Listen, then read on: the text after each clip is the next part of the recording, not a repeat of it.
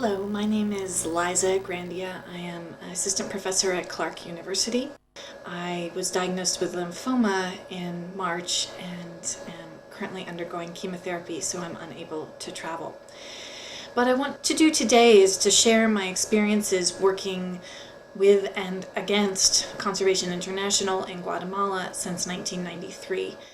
The story begins with the global conservation blitz following Earth Day 1990, Rio 92, the international media alarm at the time about tropical deforestation, which led the Guatemalan government to establish a 1.6 million hectare protected area called the Biosphere Reserve in the northern lowlands. The park was then hastily designed by a team of expatriates and in fact accidentally included a major urban area, and there were some 90,000 people living in communities inside the buffer and multiple use zone. So the birth of the conservation movement in Guatemala came with a really serious structural tension between people and parks. Hoping that this new idea of community-based conservation would resolve these structural issues, USAID pledged tens of millions of dollars. It was the largest environmental project in Guatemala ever, over several years to support this Biosphere Reserve project. Now, there were no Guatemalan conservation organizations working in the area. In fact, there really weren't any NGOs in the area at all. And so the bidding was just wide open for international NGOs to stake their claim. So Conservation International, TNC, the Rodale Institute, Cartier, and later the Wildlife Conservation Society all won sizable pieces of this budget and established shell organizations in Guatemala. At the time, Conservation International, or CI, was a very young NGO, and the Guatemalan project they set up called Problematizing became their largest country program, and it was their first USAID grant, so it opened the doors for them for many other bilateral funding initiatives. There was lots of enthusiasm about this idea of complementary conservation and sustainable development, but really no one had a clue how to do this. I mean, it sounded great on paper: sustainable forest management, ecotourism, non-timber forest products. I wandered on the scene as a volunteer in 1993, and young idealistic that I actually believed the rhetoric. So over 7 years that I lived in northern Guatemala, working in collaboration with my Guatemalan colleagues, I raised funds and built projects trying to push the boundaries of the conservation agenda in health, gender, advocacy against petroleum companies, migration research, and agrarian and other livelihood issues. And I think the strength of CI in those early years was its disorganized decentralization. The head, frankly, didn't know what the feet were doing. So we were able to do some really interesting work in Guatemala. But whenever I brought these issues to the attention of people in the Washington office, I hit walls. So a few examples. I remember after a presentation an innocuous presentation I had made about the links between women's education and reproductive health and population. CI's president, Pete Seligman, called me to demand, are you a feminist? As if it was a dirty word, and warned me against starting any women's liberation organizations in Guatemala. I remember another day after having organized a brown bag amongst young people in the organization who were concerned about the growing number of corporate partnerships, and a senior vice president came up to me and said, "Now, Liza, how long do you plan on working at CI?" The message was very clear. Another time after I had raised a ruckus when CI had not followed through and insisted that an oil company pay money to clean up contamination they had left in the park around communities, my boss told me, "Well, we do green issues here. We don't do brown issues at CI." And then finally, one of the final straws was when a group of traditional healers I had helped to organize refused to allow the CI lawyers to start a bioprospecting project. And so the bosses told me to simply cancel the medicinal plant program because it just simply wasn't profitable. And I remember meeting Annette Lees around that time, and she told me to keep my head down and to be cunning. It was very good advice, but one can only dodge spotlights for so long. Because by the late 1990s, CI's enormous growth and financial success had allowed it to hire more DC staff. They almost doubled the DC staff, mostly biologists, and they began to centralize and standardize management.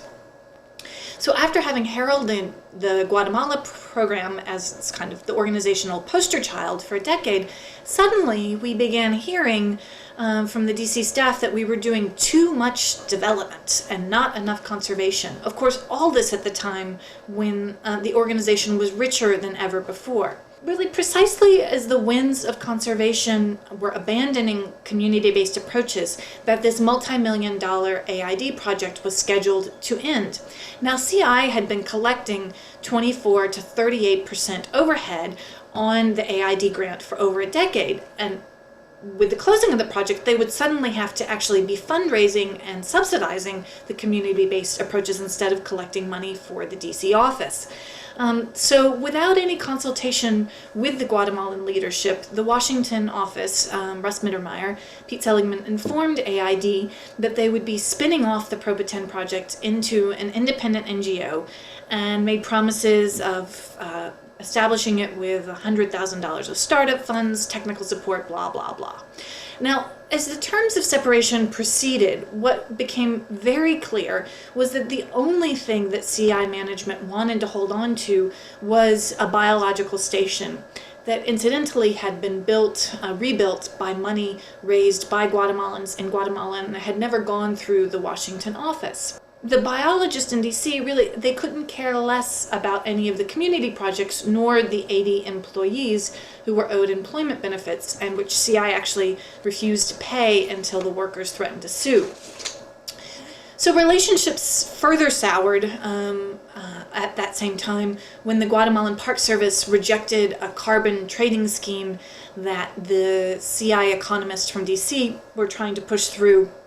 And the economists blamed the Guatemalans for not having been enthusiastic enough about the project in meetings with the government.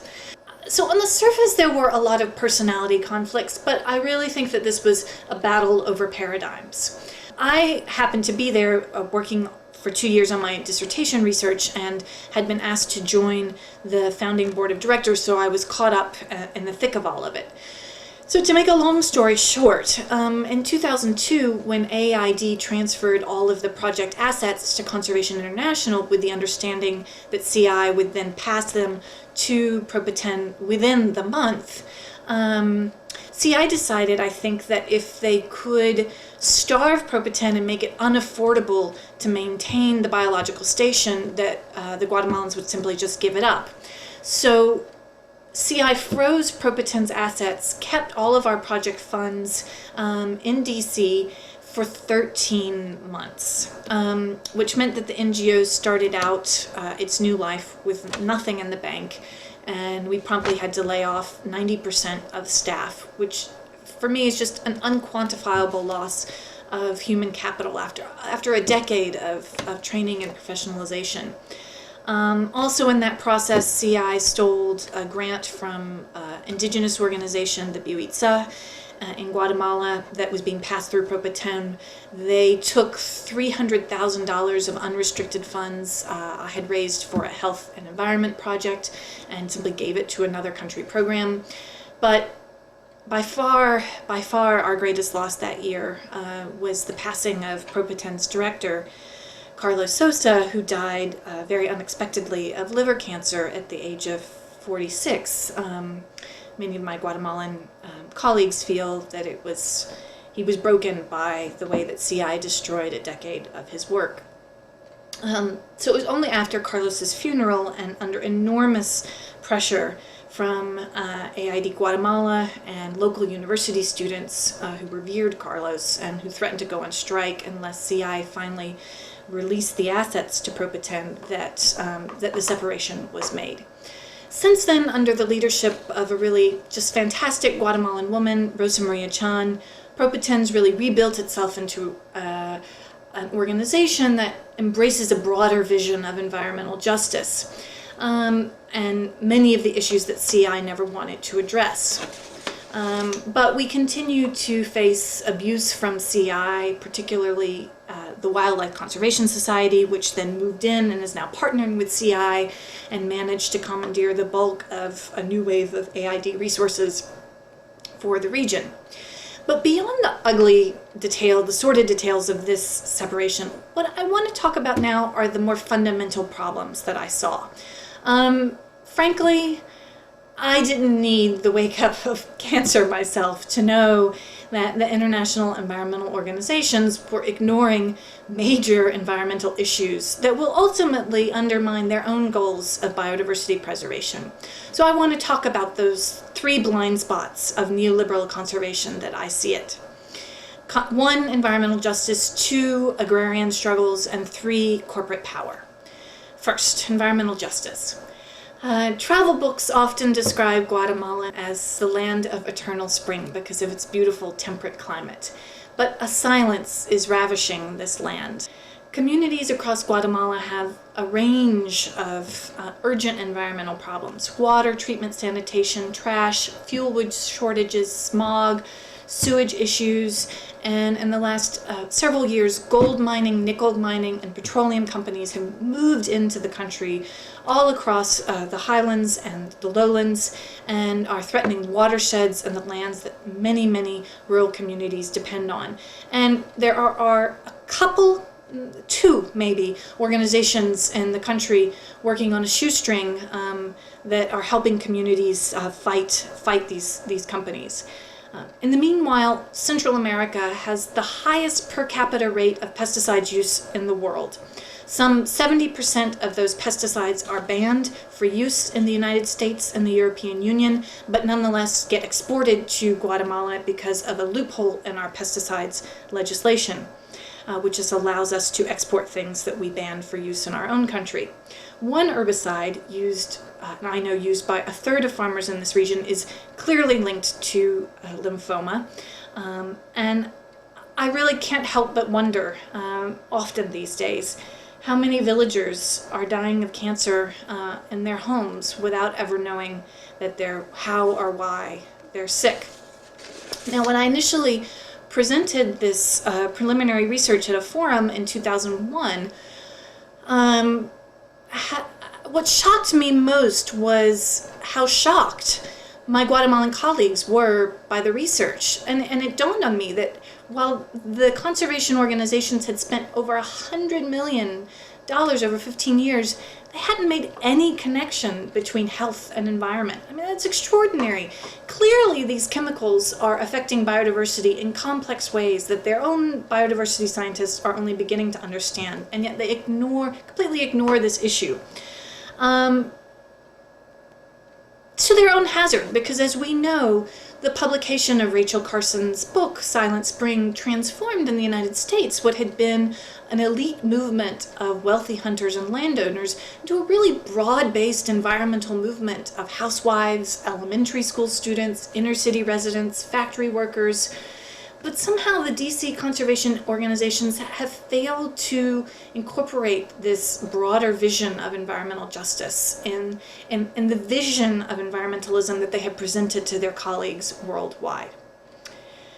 Second, political ecology. So despite all that we academics may write about political ecology, I think there still remains a complete disconnect between agrarian struggles and conservation on the ground, such that what's happening now in Guatemala is that indigenous and peasant groups are, in the style of the MST, the Brazilian MST, occupying national parks by the thousands. Peasant leaders refer to environmentalists as eco-Nazis, and conservationists and peasants are locked in this deadly battle. Frankly, the cattle ranchers and the plantation owners who control 80% of Guatemala's arable lands and are the main causes of deforestation, they're frankly laughing all the way to the bank. So somehow we've missed the strategic focus there. And then third, the last white elephant, I think, in the conservation boardroom are issues of trade and corporate globalization. Now, as we know, some organizations helped oppose NAFTA in 1994, but a decade later, not a single one of the Big Ten could be bothered to take a position on the Central America Free Trade Agreement. I think part of this was that they were hoping to capture some of the greenwashed ecotourism funds associated with a related project called the Puebla to Panama Plan, funded by the Inter-American Development Bank. But I also think it has to do with the fact that they have a board of directors currently filled with former and current CEOs of J.P. Morgan, The Gap, Hyatt Corporation, Navtech Corporation, related to the car industry, and finally an investment management company called, quote, Private Wealth Partners. Private Wealth Partners. I mean, that name seems to say it all. And I think at this meeting we need to speak really openly and concretely about the corrosive and corrupting influence of corporate power in the conservation movement. And to talk about the monumental shift in the 15 years after Rio, in which the most heralded conservation partnerships are no longer, let's be clear about this, they are no longer with indigenous and community organizations, but with big business. And we need to think about strategies about how to address that.